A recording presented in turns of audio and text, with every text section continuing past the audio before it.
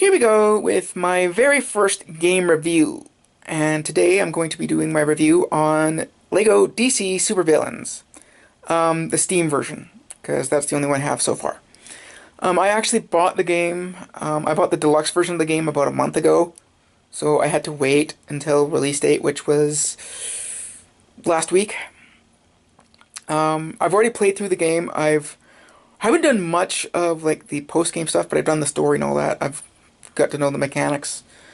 Got to see what's new, and let me just say this. I love LEGO games. If you check my Steam library, I have everyone that's on there. I have every LEGO game that's on there, and pretty much everything that's been released for the LEGO games, with the exception of LEGO Worlds. I have the game. I don't have much for it though, because I never really play it. I should, but I don't, because I'm too busy playing like the other ones.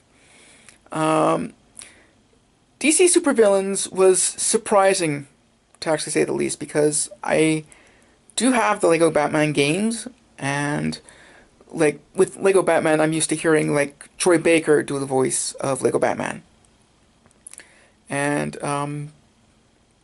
well, I don't really know the names, but like Robin has a distinct voice, Joker has a distinct voice, not done by like anyone that we've known.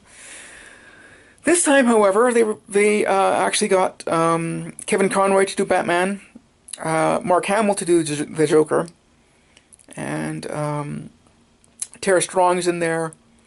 They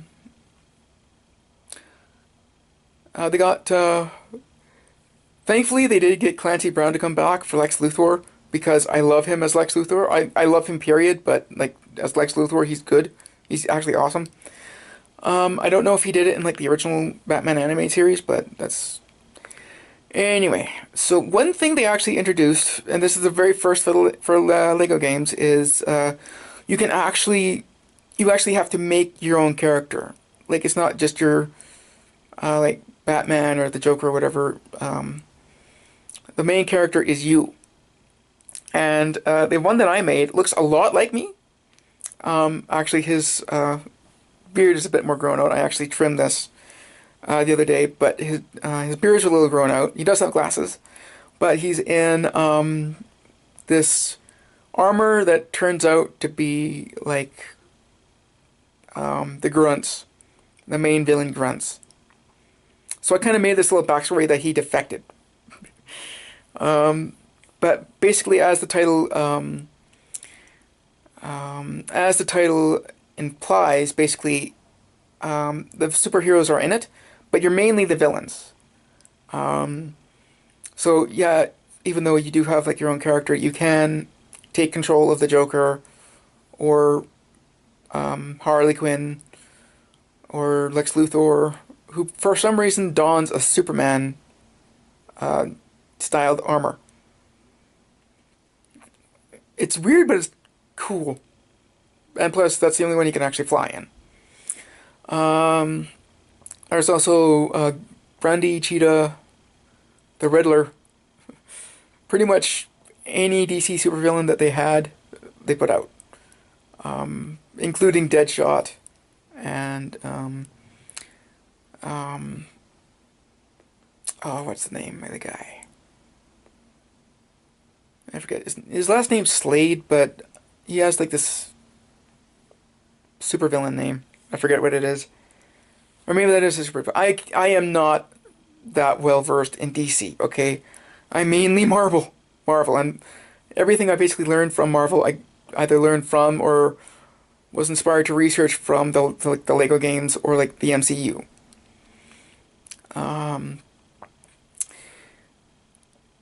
So basically, the main story of the game, just a little bit, is these new guys show up. They kind of resemble the Justice League, but they're not. And turns out they're much, much worse than the Legion of Doom. I think that's what they call them. So basically, you have to... The first part of the game is you have to expose them, or try to expose them. But then you find out who they're working for, and then... I'm not going to spoil it because it's actually a fairly interesting story. I was a little more impressed with this game than Lego Marvel Superheroes 2, because that one, it does have a good story and it does have a good gameplay in that, but there's too much fighting. And I know it's like a Lego superhero game, they're supposed to be fighting, but um, there's so much fighting that you actually get sore thumbs, because I do play, even though I do have all these games on PC, I do play with controller. Um, I did buy the deluxe edition, so I did get the season pass, but because the game is like brand new, there's nothing else for it. So I'm gonna have to wait for it, for new stuff to come out. Um, how would I rate the game? Awesome. Like, if you're a fan of the Arkham games, which I've played a little, I want to play more of. I'm trying to play more of. But if you're a fan of the Arkham games, you're going to like these games because not only does it kind of feel a little bit like the Arkham game, it has like Kevin Conroy and Mark Hamill as their characters. And also Tara Strong as Harley Quinn, because she was in the last two Arkham games, I believe. Um, and there are like a little bits, like there's a bit where you have to kind of be stealthy against, I don't think it's like a large character, but can't really remember who it is. Um, After I finished the game, I did do some of the quests and found some like the gold bricks and everything. And it's pretty much the same as like any other Lego game, just like quests in the hub and all that. So you have to use your different abilities to solve them to get the gold brick. Excuse me. There are a couple different locations too. Besides, the weird thing is the hub is basically like Gotham City and Metropolis fused into one, and Smallville's off to one side. And then you have like a couple prisons, one of which is actually in the city. Like there's Belle Rev, and then there's there's Arkham, and then there's a swamp where like the Legion of Doom is located, like the big base. And about your character, he or she has the ability to absorb powers. So basically, as you play, the different kind of abilities he will get, or she will get. I played as a guy, so I do play as male and female, though. Usually when I have a choice. Like, once is male, once is female, and then I'll decipher who I like better. Anyway, right now, it's a bit pricey. It's about 80 bucks Canadian. Or maybe 70 bucks Canadian for the original. But I paid 90 for the deluxe. Is it going to be worth it? I don't know. I don't. Most of my Lego games I've actually bought cheap. And when it comes to Lego games, there's like hits and there's misses sometimes. Like Lego Indiana Jones 2, miss. Definitely a miss. The Hobbit, worst Lego game ever. How would I rate this one?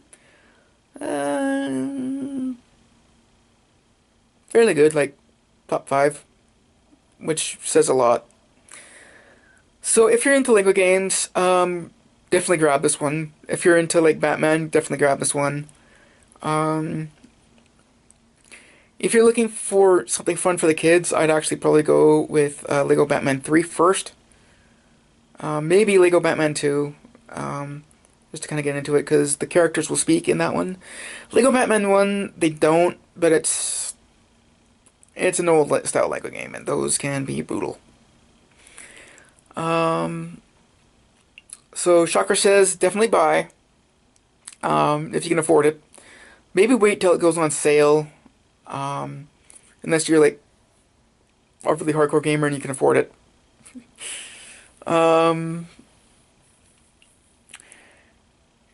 It should work the same on any system, as far as I know. Anyway, guys, this is ShockerCyclone signing off. I hope you enjoyed my very first game review. I do intend to do more.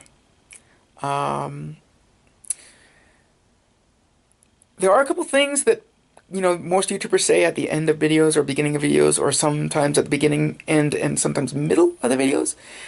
Excuse me, and I hate that. I'm not gonna say it. You should know what they are. It's basically, like, well, you know. I'm not gonna tell you to do that because basically, if you like my videos, like, I'm not gonna tell you to like them or anything, like them or subscribe them. If you actually like them and if you like my channel, feel free to do it. But basically, most of the time, it just feels like, you know, like my video, subscribe to my channel, share it, please. It's desperate. It just sounds desperate, and I don't like that. I'm not gonna do that. But feel free to do it if you want anyway. Okay, guys, this is ShockerCyclone signing off. Hope you enjoyed it. Bye.